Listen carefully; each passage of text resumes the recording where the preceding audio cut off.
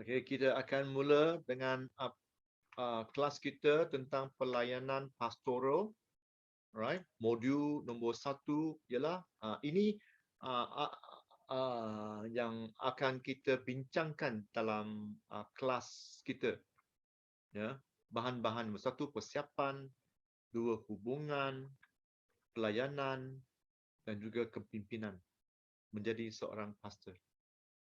Ya, right. Nombor 1 ialah tentang persiapan pastoral, panggilan. Mungkin soalan saya nak tanya, kenapa kamu nak menjadi pastor? Yang pentingnya, nombor 1 ialah kita mempunyai panggilan. Penting panggilan dari Tuhan. Bukan panggilan dari bapa ke mak ke kawan-kawan ke ataupun pastor. Tetapi okey, saya faham. Ada kalanya pastor juga memberi Inggeris kata discernment, satu pengetahuan ataupun discernment, discern. Mereka tahu. Mungkin jemaat-jemaat dia sebenarnya jemaat saya yang bernama ini, ya, dia ada panggilan. Ada kalanya, alright. Tapi yang pentingnya tiap-tiap individu mempunyai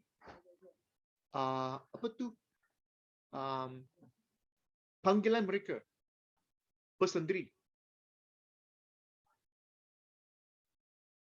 Yap. Okey. Panggilan itu penting.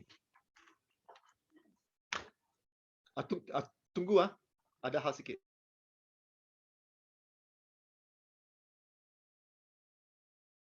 Okey. Alright. Ini satu quotation satu kata dari Sinclair. Kata banyak kali pelayanan pastoral adalah hanya untuk mengingatkan orang-orang anda tentang kedudukan mereka dalam Kristus. Berulang-ulang kali. Alright. Ini sesuatu ialah mengingatkan kita atau mengingatkan orang-orang. So, kita harus tahu bahawa tiap-tiap orang mesti mempunyai panggilan masing-masing. Alright? Nombor 1, kita akan bincang atau belajar dari dasar, from the foundation, from the beginning. Dasar sampai atas, ya. Apakah panggilan dasar kita? Panggilan nombor 1 ialah panggilan keselamatan. Salvation. Ya, masih ingat tak masa kita menjadi Kristian? Ya, kita semua menjadi Kristian kerana panggilan. Tuhan memanggil kita menjadi orang percaya sebelum kita menjadi pelayan. Masih ingat tak? Itu jangan lupa. Itu memang penting. Ya, kita menjadi Kristian dulu. Kita menjadi orang selamat dulu. Itulah panggilan pertama. Ya. Apakah maksud panggilan? Ya. Tuhan memanggil kita secara dengan suara, ya. God call us.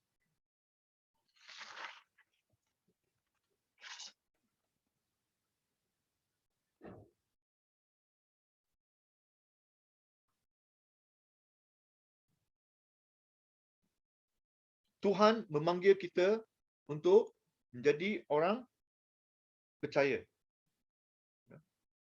Mari kita tengok Kejadian 3:9.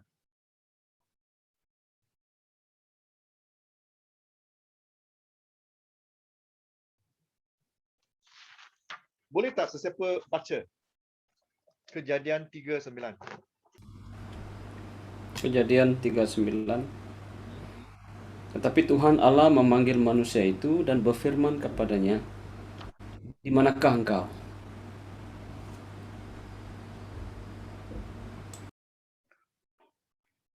Tuhan memanggil, kan? bersuara, di manakah engkau? Itu satu panggilan. Alright. Yohanes. Boleh tak siapa baca? Yohanes 10:3.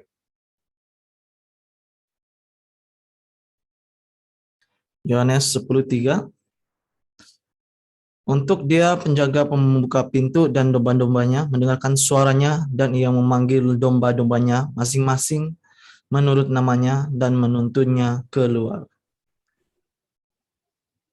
Gembala itu memanggil dengan suara, kan? Ya. Inilah maksud ataupun cara-cara Tuhan memanggil. Nombor satu, Tuhan memanggil dengan suara. Voice. Inggeris kata voice.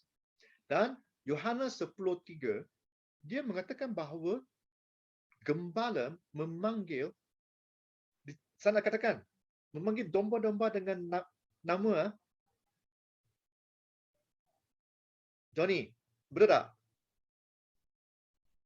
Memanggil domba-domba dengan nama, kan? Tiap-tiap domba mempunyai nama. Bagi saya memang tak fasih tentang gembala. Di Malaysia lah, tak ada domba-domba. Malaysia ada kambing lah. Lembu lah, penjaga lembu, kan? Bagi saya, tiap-tiap lembu sama juga. Mungkin anjing adalah anjing berlainan lah. Anjing hitam, coklat, putih, hitam berbintik-bintik mungkin lah. Tapi bagi saya, domba-domba semua sama saja. Kan? Tetapi sebagai seorang gembala, dia mengenali domba-domba dia. Domba dia, ini namanya John. Domba itu namanya Peter. Domba itu namanya Joseph. Domba itu namanya Alex. Wah. Best ah. Itu menjadi personal. Ya. Oleh itu kita boleh mengatakan bahawa kita memangnya sebenarnya Tuhan kita begitu personal. Dia mengenali kita. Dia memanggil kita dengan suara dia. Dengan suara. Panggilan nombor satu ialah suara. Panggilan nombor dua ialah otoritas. Authority. Tuhan memanggil dengan menggunakan otoritas. Mari kita tengok Daniel 4:14. Saluji ataupun John. John boleh buka mic tak? John. Ya, boleh. Tengok Daniel 4:14. Apakah?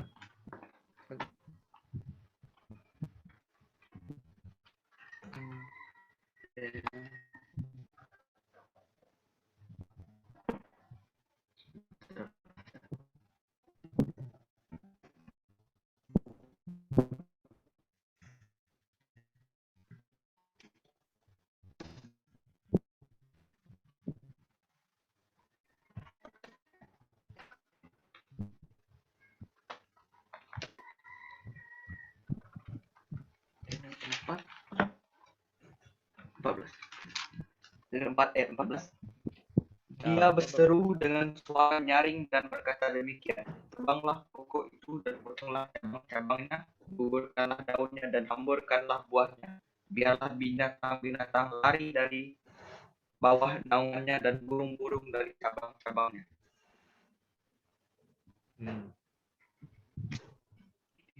Inilah panggilan Tuhan pada Daniel.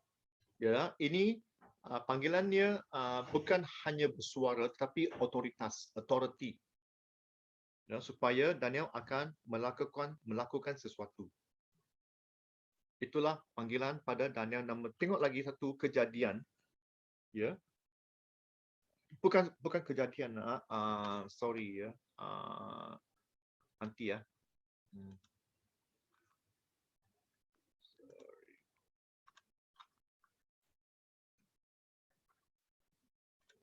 Ini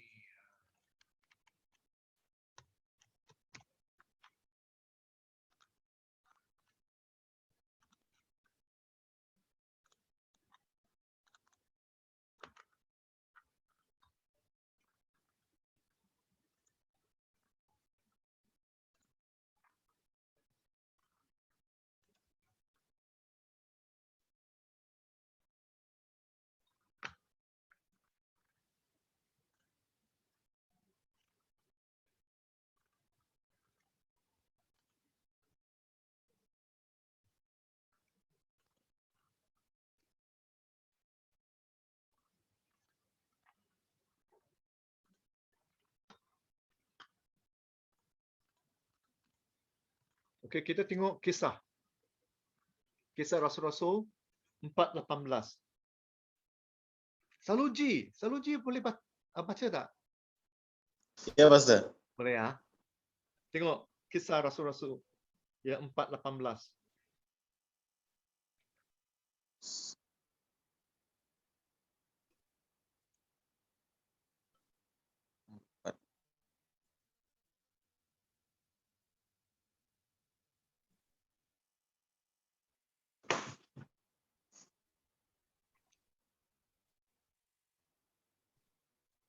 Dengan demikian mereka pun memanggil kedua-duanya itu dan mengeluarkan perintah jangan sekali-kali bercakap atau mengajar dengan nama Yesus.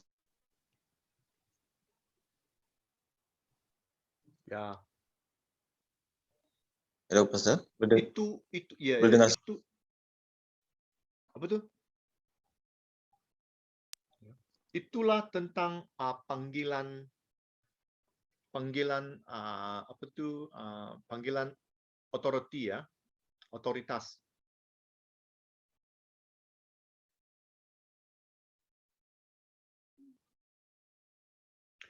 Mungkin kalau Tuhan memanggil kita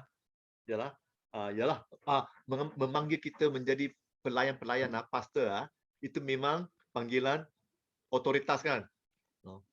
Joseph pergi ke KK menjadi pastor. Yeah. John pergi ke BCM dan menjadi pelajar di BCM. Yeah.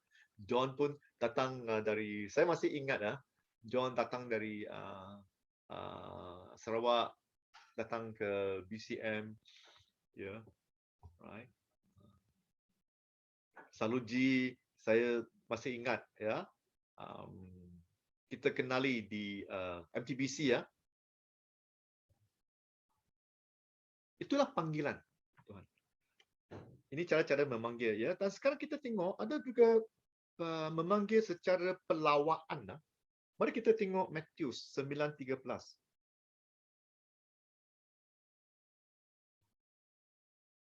Matius 9:13. Kita ada Pastor Joseph mungkin boleh baca.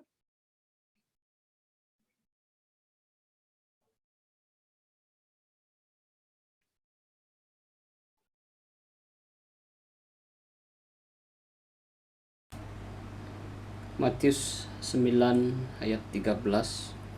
Jadi pergilah dan pelajarilah arti firman ini. Yang ku kehendaki ialah belas kasihan, bukan persembahan. Karena aku datang bukan untuk memanggil orang benar, melainkan orang berdosa. Ya. Ini ialah satu pelawaan supaya orang akan menjadi orang percaya. Ya. Yesus katakan dia datang untuk orang-orang yang berdosa. Ya, bukan untuk orang beriman tapi berdosa. Sebab dia datang untuk menyelamatkan kita semua. Ini satu pelawaan. Oleh itu, kita tahu bahawa panggilan mempunyai makna yang luas dan penggunaan umum dan beralkitabiah. Panggilan mempunyai frasa, phases yang berlainan. Ya, panggilan ada suara. Saya pernah nyanyi lagu tu dengar dia panggil nama saya, ingat tak? Dengar dia panggil namamu. Elek. Itu suara ya. Adam juga pernah dengar suara Tuhan. Adam, di mana kamu? Daniel dan juga rasul-rasul, mereka dengar suara Tuhan dengan authority, sebab Tuhan ingin mereka melakukan sesuatu. Dan juga nombor 3 ialah panggilan untuk pelawaan untuk menjadi orang selamat. Maksud berlainan. Faham itu panggilan. Ya. Panggilan keselamatan. Apa itu? Panggilan keselamatan ialah panggilan untuk diselamatkan adalah penyataan yang pertama dan yang utama. Oleh itu, kalau ini hanya gurauan. Kalau kamu semua di sini ingin melayan, menjawab panggilan Tuhan untuk melayan, pertamanya saya nak tanya, adakah kamu semua dah menjadi orang percaya? Sudah, kan? Kalau kamu semua bukan orang percaya, macam mana nak menjadi pelayan Tuhan? Oleh itu, ini begitu dasar. It's very basic. Kamu semua harus kenali. Yang pertamanya, kamu harus tahu bahawa kamu mesti menjadi orang percaya.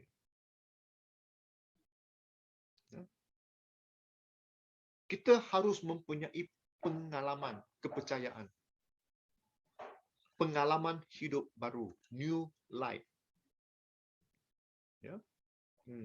Dan juga pengalaman ini, keselamatan ialah untuk semua orang. Mari kita tengok Roma 3:23 dan 24. Ya. Siapa boleh baca?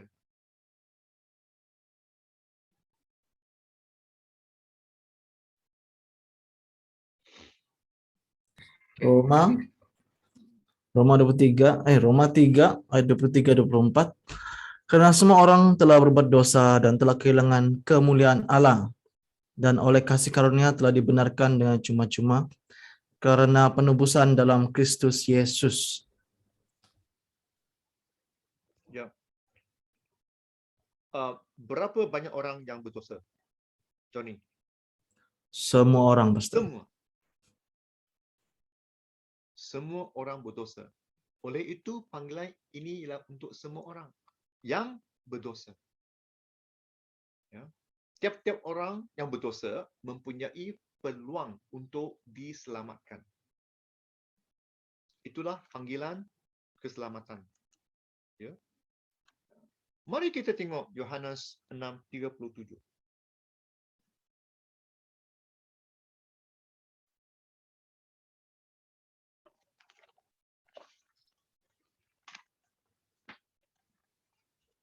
Ya. Kita bincang. Sila baca Yohanes 6:37 dan beritahu kita semua di sini, apakah kita bincang?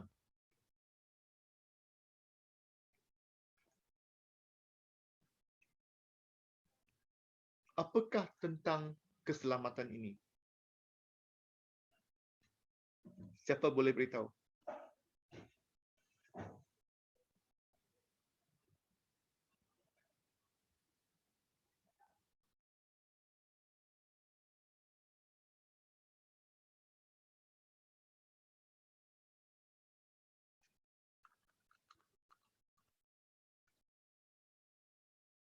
Sebenarnya ada 4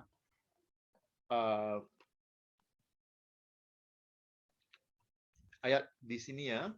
Mungkin kamu semua baca dulu 4 ayat ini. Dan apakah kesimpulan?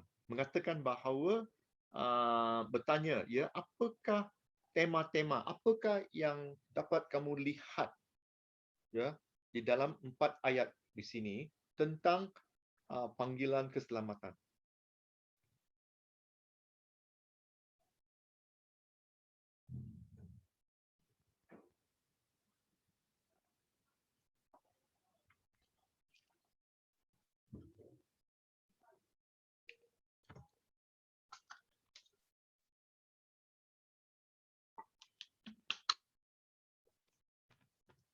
Saya nak memperingatkan kamu semua, dalam kelas saya di sini ada banyak interaksi ya.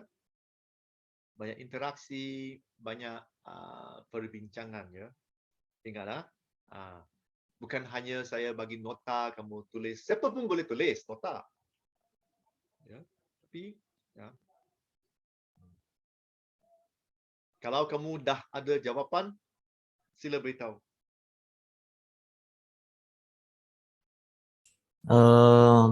Bagi pendapat saya, Pastor, semua ayat firman Tuhan itu mostly kebanyakan dong terapkan tentang Tuhan mengkehendaki untuk semua orang diselamatkan. Inginkan semua orang diselamatkan ya.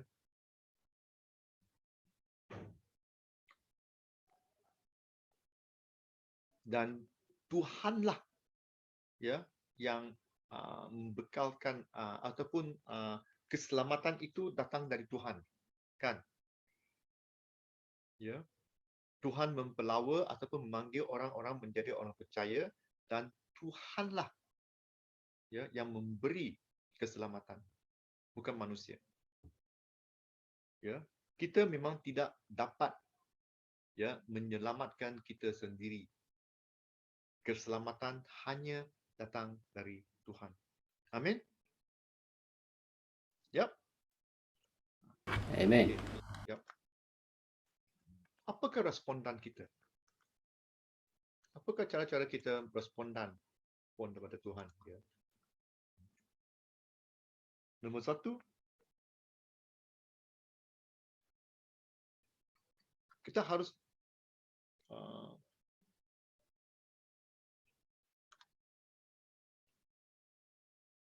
nombor satu, memang kita faham bahawa sebenarnya kita milik Tuhan. Ya. Dan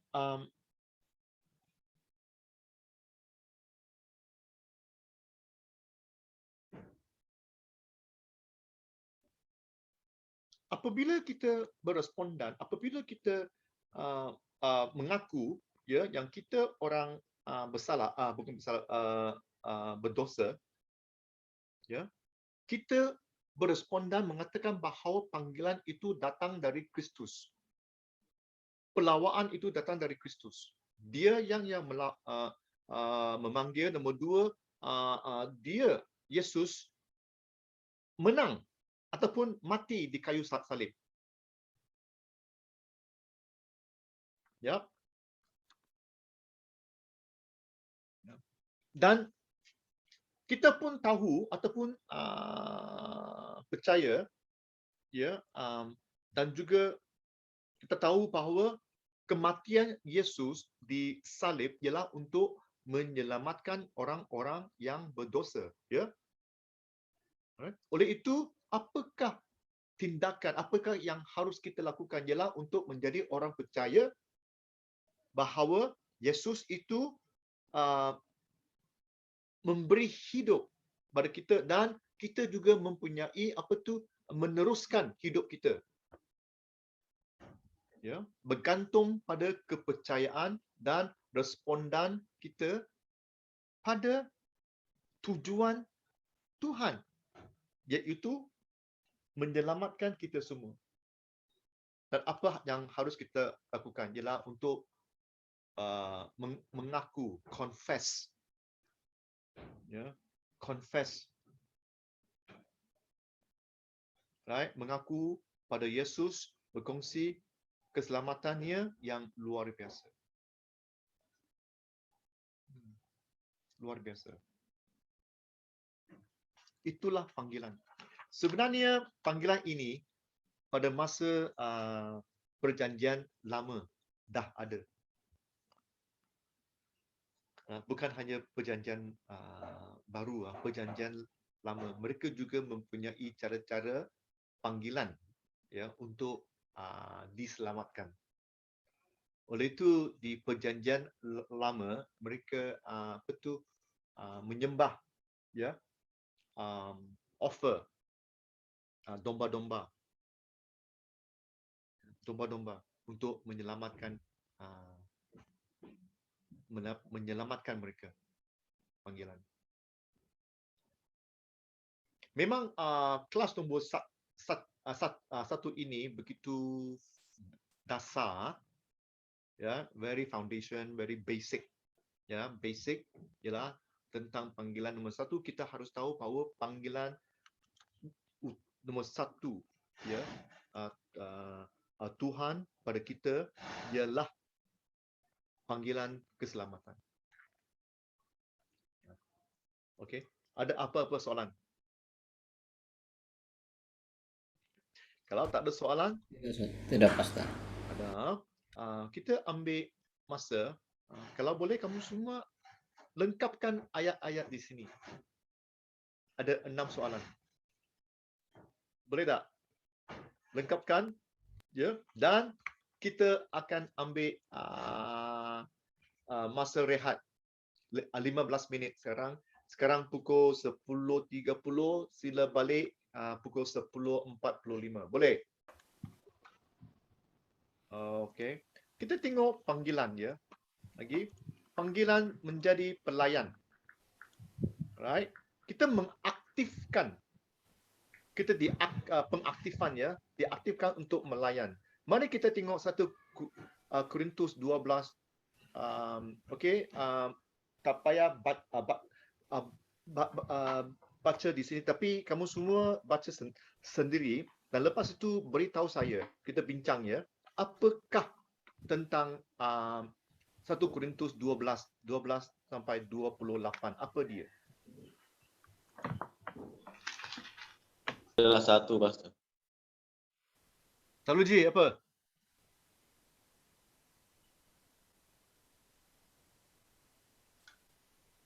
Boleh tak kita bincang di sini? 1 Korintus 12 sampai 28. Apa yang kamu dapat perhatikan? Satu, kita satu dalam Kristus, Pastor. Ya.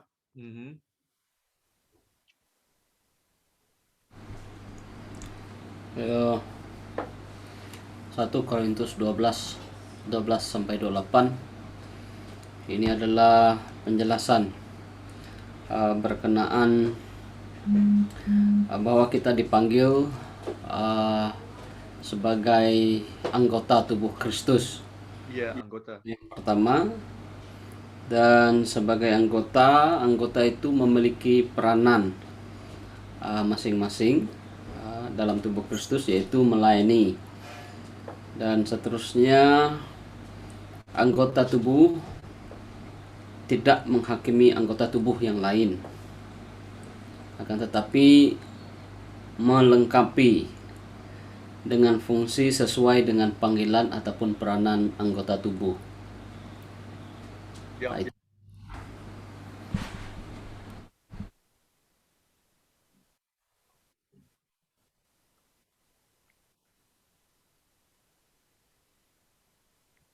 Tujuan tubuh ini ialah untuk memuliakan kan, memuliakan Tuhan. Bring glory to God. Ya.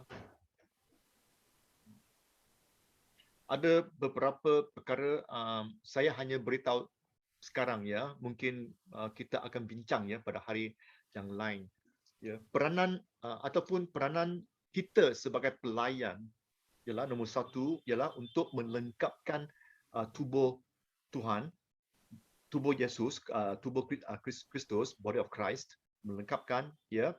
Nombor 2 untuk memuliakan, bring glory to God, memuliakan Tuhan, ialah nombor 3 ialah untuk mendorong ya. Sebagai pelayan pastor kita mendorong ya tiap-tiap jemaat ialah untuk berfungsi dalam tubuh Kristus kan. Ya. Kerana tiap-tiap orang mempunyai gift, karunia yang berlainan. Ya, dan mereka harus nombor 1 mengenali karunia mereka. Nombor 1 mengenali, nombor 2 kita sebagai pelayan ialah untuk melengkapkan ataupun mendorong mereka ya supaya mereka lebih kuat ya tentang karunia mereka. Ya, nombor 3 ialah supaya mereka lebih berfungsi pada karunia mereka.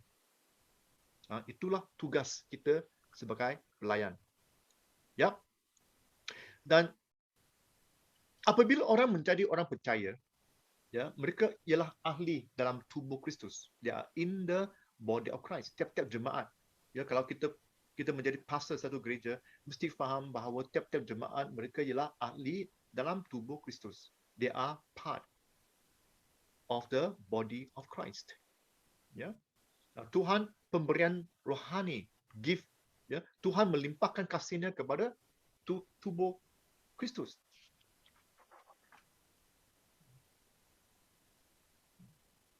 His grace.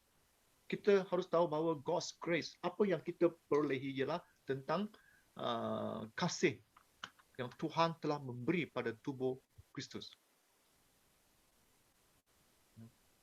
Ingat ini tubuh Kristus. Tubuh Kristus itu memang lengkap. Is perfect. Apa tu perfect Joseph dia perfect. Kita perfect. Sempurna. Sempurna kan?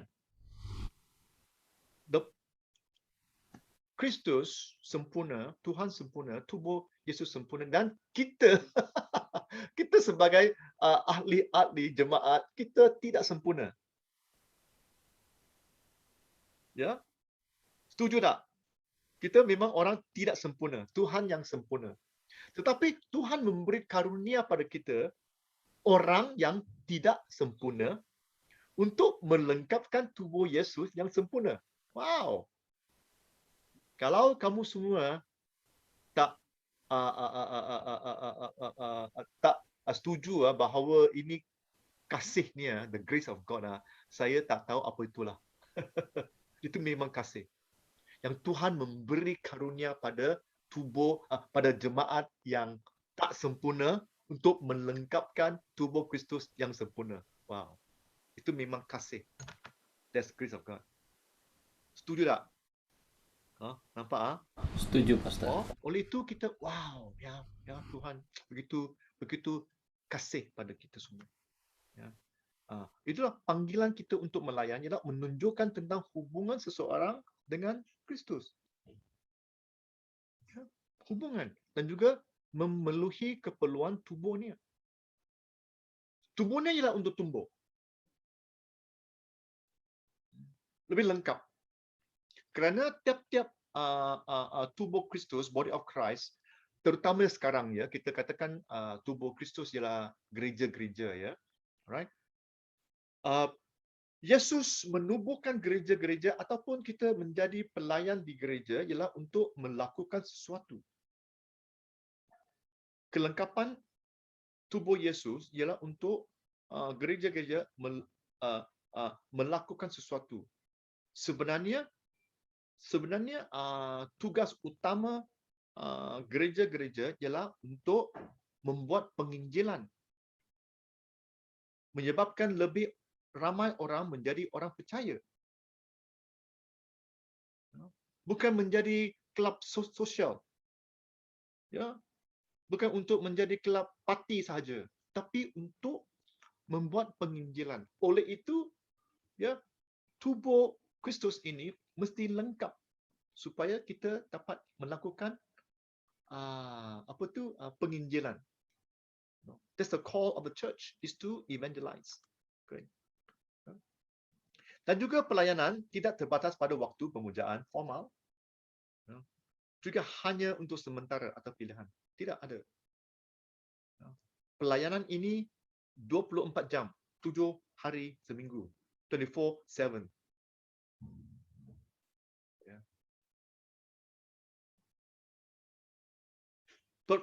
Perjumpaan ataupun the meeting, perjumpaan jemaat-jemaat datang hanya sementara sahaja, hanya untuk lakukan sesuatu saja. Tapi yang penting pelayanan ialah lebih daripada persekutuan, coming together. Yang penting ialah untuk melayan tiap-tiap masa. Okay, right? Ada juga kita mengatakan bahawa ada panggilan pelayanan khas. Apakah itu pelayanan khas? Ialah sebenarnya Tuhan memisahkan beberapa individu. Selain daripada tiap-tiap kita, tubuh Kristus, melakukan sesuatu, Tuhan juga memisahkan individu. Mari kita tengok Efesus 4:7-16. Apa yang dapat kamu lihat? Ya, baca sendiri dan kita akan bincang. Ya, apakah yang dapat kita belajar dari Efesus 4:7-16?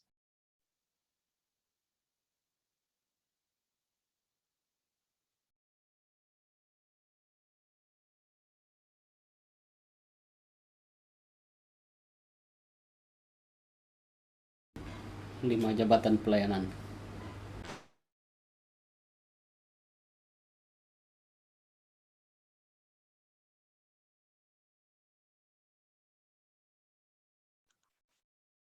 Lagi?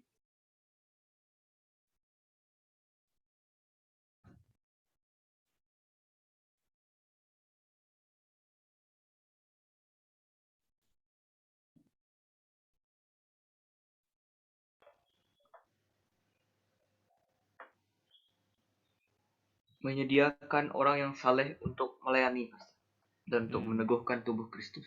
Ya. Ya.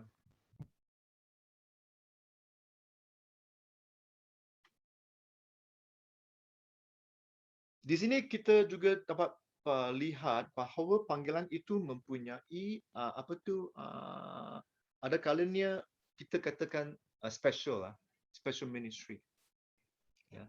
Mereka mempunyai panggilan yang luar biasa, yang tak ada yang menjadi pastor sepenuh masa, ada yang menjadi penginjil, evangelis, ya. Semacam Paulus, ya, Barnabas, ya, Tuhan memisahkan mereka, memanggil mereka menjadi missionary, ya, penginjil. Ya. Oleh itu mereka mempunyai panggilan yang berlainan, ya, yang luar biasa. Okay. Kisah, mari kita tengok kisah 13:1 sampai 3. Johnny, boleh tolong kita baca tak? Boleh, Pastor. Mhm. Kisah Para Rasul 13 ayat 1 hingga 3. Pada waktu itu di dalam jemaat di Antioquia ada beberapa nabi dan pengajar, yaitu Barnabas dan Simeon yang disebut Niger, dan Lucius dan orang Kirene, dan Menahim yang diasuh bersama dengan raja wilayah Herodes dan Saulus. Ayat 2. Pada suatu hari ketika mereka beribadah pada Tuhan dan berpuasa, berkatalah Roh Kudus, khususkanlah Barnabas dan Saulus bagiku untuk tugas yang telah kutentukan bagi mereka. Ayat 3. Maka berpuasalah dan berdoalah mereka, dan setelah meletakkan tangan ke atas kedua orang itu, mereka membiarkan keduanya pergi. Amin. Ya.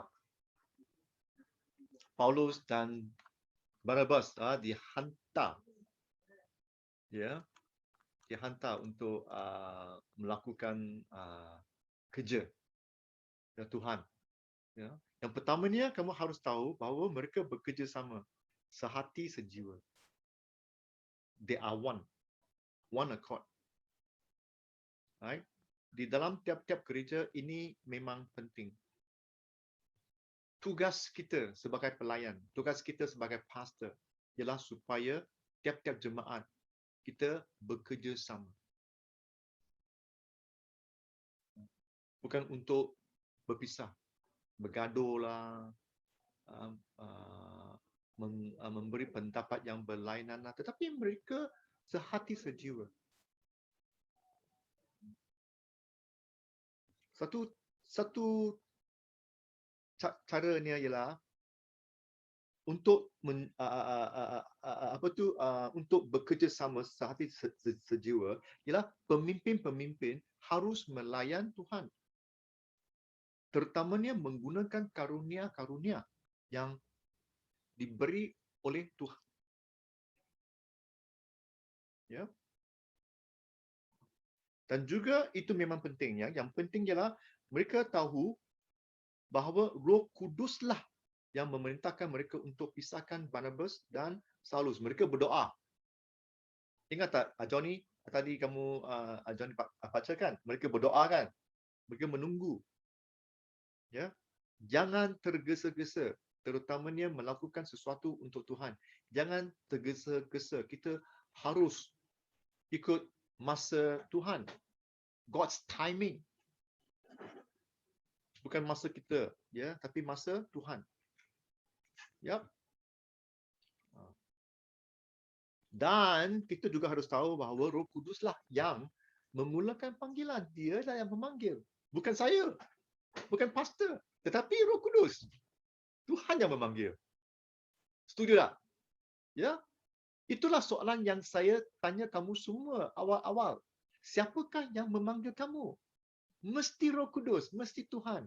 Bukan pastor. Ada kalanya Tuhan akan memberi saya sebagai seorang pastor, ya, impasan ke, discernment ke. Saya tahu bahawa Tuhan ada memanggil Johnny Noel. Okey. Saudara Johnny, adakah Tuhan berbicara dengan Johnny tak tentang panggilan? Macam mana pastor tahu? Yalah, Tuhan juga memberi saya satu, knowledge, pengetahuan, ya. Mungkin ada. Tapi yang pentingnya ialah Tuhan yang memanggil. Ya. Dan gereja juga, jemaah-jemaah juga, mereka mengenali tangan ataupun panggilan Yesus. Bahawa Tuhanlah yang memanggil. Bukan kita. Faham?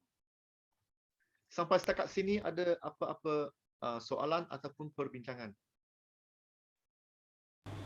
Faham, Pastor.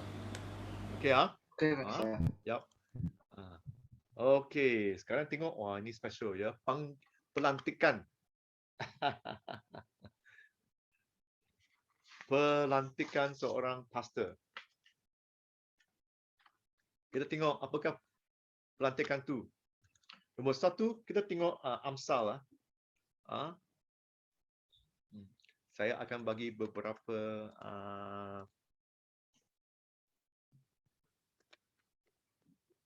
okey.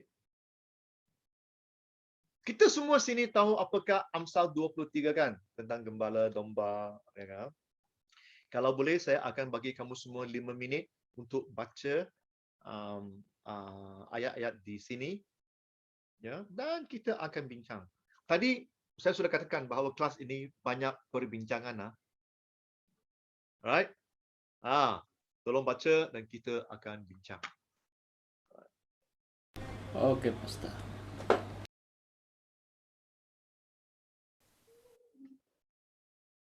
Okey, apa yang kamu semua dapat perhatikan dalam 4 ayat-ayat di sini? Terutamanya Mazmur 23. Sifat dan peranan seorang gembala lah. Di Mazmur 23,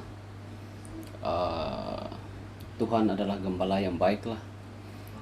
Jadi dalam melihat Mazmur 23, contoh yang kita Yesus boleh jadi contoh dan teladan lah untuk kita mengembalakan jemaat kita masing-masing. Apakah cara-cara Yesus ataupun dalam Mazmur 23 mengatakan tentang gembala? Apakah sifat-sifat seorang gembala yang baik? Penuh kasih Bagus. dan memperdulikan. Yeah, I like that. Ya, dan itu care lah. Dan yang ketiga, dia protect, menjaga. So, dia mendidik juga, mengajar guna tongkat. Tongkat lah. Belasah ke? Betul. Ya, memang.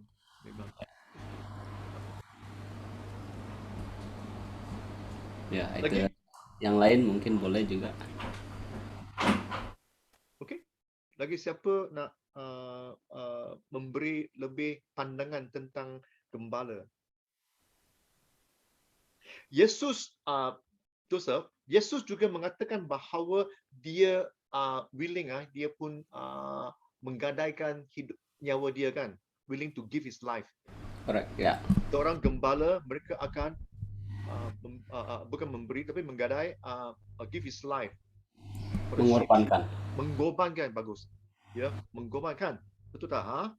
Alright. So oleh itu kita sebagai pelayan-pelayan ataupun pastor, gembala, ya, kita juga berkorban. Betul, Pastor. sebenarnya ada banyak pengorbanan kan. Oh ya, menjadi pastor. Kalau kita tidak menjadi pastor, kita lebih lega, lebih senang. Betul tak? Joseph, betul tak? Betul, banyak. Malam-malam boleh tidur lebih lena, lebih enak. Makan pun lebih enak. Kalau tidak, suka-suka call dari member. Pastor, berdoa untuk saya. Kenapa? Suami saya lah teruk sangat. Alamak. Anak saya teruk sangat lah. Alamak. Betul tak? Ya. Aduh, itu bukan masalah saya, itu masalah kamu. Kamu yang memilih suami tu. Kamu yang memilih kerja tu. Kenapa menjadi masalah saya? Kan? Betul tak? Ya. Tapi itu panggilan kita. Kita mesti sedia untuk mengkorbankan gift, memberi hidup untuk jemaat-jemaat, untuk domba-domba. Itulah domba-domba yang diberi oleh Tuhan pada dalam hidup kita. Gereja. Kecuali kita tak nak menjadi gembala, tak nak menjadi pastor. Okay, no problem. Tuhan, macam ni ke? Ya, itulah panggilan kamu untuk berdoa untuk jemaat, untuk berdoa untuk domba-domba. Tapi itu domba-domba tak dengarlah. Biasalah Tuhan kata, biasalah tu domba memang tak dengar. Oleh itu kamu ada kayu, rotan. Betul tak? Kalau mereka dengar, tak payah rotan lah, tak payah kayu lah, kan? Kerana memang domba-domba tak dengar. Bukannya mereka bertentang, tidak. Bukan mereka bertentang, tapi mereka tak peka. Tak peka. They're not sensitive. Biasa. Itu memang biasa. Right? Lagi apa? Sebagai gembala kita, tadi Joseph dah katakan ya, kita we lead ya, kita mengetuai, kita ya membawa, ya, memberi makan. Correct. Ya, itu memang penting. Mazmur 23 dia mengatakan bahawa Tuhan membawa saya ke tempat yang hijau. Rumput ya. Rumput yang hijau. Bukanlah rumput kering. Rumput hijau. Ya. Oleh itu kita sebagai gembala, kita mesti ya, kita semua sini ya, 5 orang termasuk saya ya. Kita mesti ingat, kita mesti selalu memberi makan rumput yang hijau. Bukan rumput yang dah mati. Selalu ada kesegaran, fresh ideas. Oleh itu saya selalu baca buku. Saya beritahu diri saya sendiri tiap-tiap 2 minggu satu buku. Tapi ada kalanya 3 minggu lah. Malas lah. 3 minggu lah. 2 minggu. 2 minggu 14 hari. Biasa dalam satu buku dia ada 12 bab sampai 15 bab. Kalau saya boleh baca satu bab satu hari, 2 minggu sudah selesai. Itu tujuan saya. Penting supaya saya ada idea yang baru, yang segar. Alright? Apa lagi? Kalau di Yohanes 10 ada persamaan juga. Gembala itu peranan utama menjaga kawanan. Jaga itu flock lah. Dan yang kedua, very interesting juga di ayat yang ke-16, adanya domba yang di luar kawanan, flock yang di luar lah, juga perlu digembalakan supaya dibawa kepada satu kawanan yang hanya satu gembala. Itu Yohanes 10.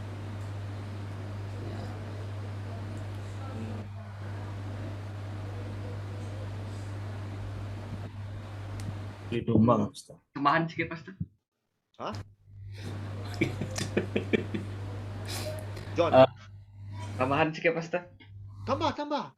Please. Kalau dari 1 Petrus, dia juga cakap, awasi mereka bukan secara terpaksa, tetapi dengan rela. Rela. Kalau kita menjadi gembala secara rela, kurang stres lah kan? Kurang stres.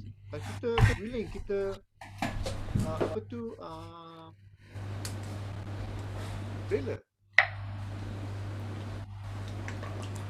Ya, soalan Pastor. Ya. Macam di dalam Yohanes 10 ayat 16 kan bilang yang Pastor jawab tadi. Ada lagi domba padaku, domba-domba yang lain yang bukan dari kandang ini. Domba-domba itu harus kutuntun juga dan mereka akan mendengarkan suaraku. Dan mereka menjadi satu kawanan dengan satu gembala. Begitu. Means ada domba yang sesat begitu. Tapi dong ada gembala. Dong ada gembala yang lain begitu. So macam ayat ini selalu macam yang selalu terjadi dengan gereja-gereja lah yang pasal isu curi domba begitu. So apa pendapat Pastor tentang itu, Pastor? Report polis. Jangan. Gurau aja.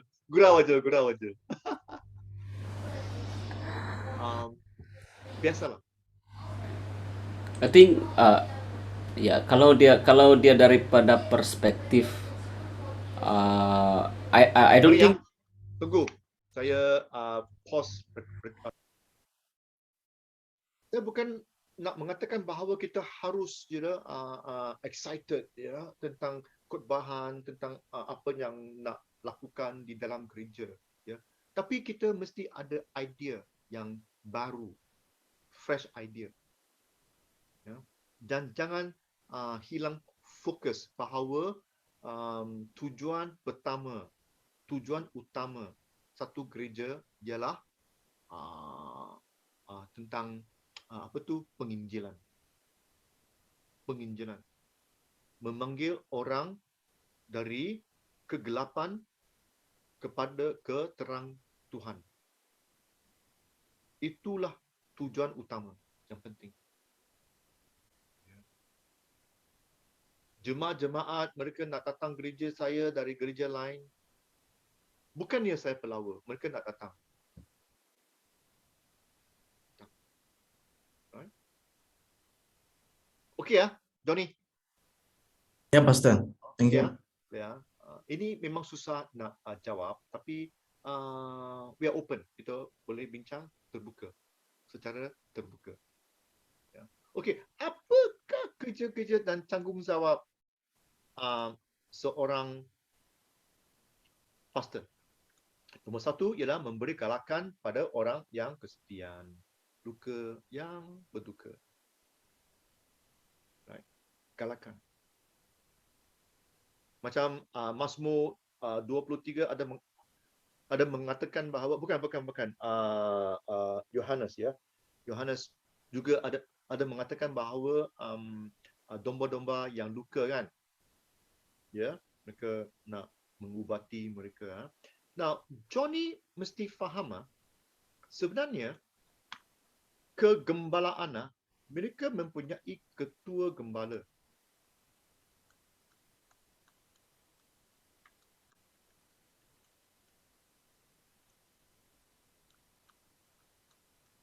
Okey. Dan ketua gembala ini sebenarnya dia ada banyak gembala-gembala.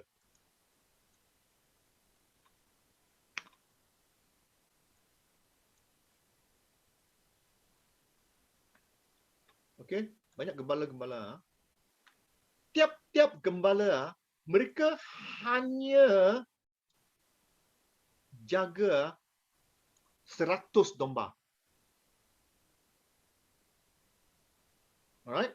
Tiap-tiap gembala. Sebenarnya ada banyak gembala. Oleh itu, Yesus ada katakan kan, kalau satu domba hilang, dia akan he leave 99 behind. Ya.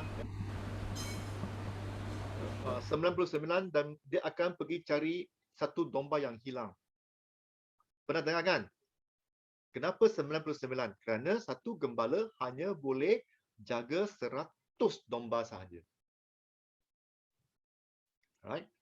Oleh itu, ketua gembala ini mungkin dia ada beratus-ratus ataupun beribu-ribu domba. Mungkin.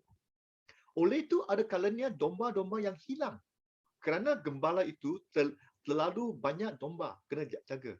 Oleh itu, ketua gembala kena hire, ya, kena mengambil lebih banyak gembala menjaga domba-domba. Domba-domba boleh beranak. Faham tak? Oleh itu, ada kalanya domba-domba yang hilang dan gembala-gembala yang tidak dapat jumpa, ya, domba-domba dia. Oleh itu, gembala itu akan jaga. Tetapi akan kembalikan pada ketua gembala. Supaya ketua gembala akan he would hire more shepherds. Untuk menjaga gembala, untuk menjaga domba-domba yang baru. Oleh kerana itu di Yohanes 10, ya, Yesus juga mengatakan bahawa ada domba-domba yang luka, yang hilang, yang tak ada arah. Ya. Tetapi ini tidak boleh memberi kita alasan bahawa kita boleh, saya sebagai pastor, saya berhak mengambil jemaat-jemaat dari gereja Pastor Joseph. Tidak. Bukan satu alasan yang baik. Kerana saya harus tahu tujuan saya untuk establish, ya, membina gereja ini. Tuhan inginkan saya membina gereja untuk penginjilan gospel.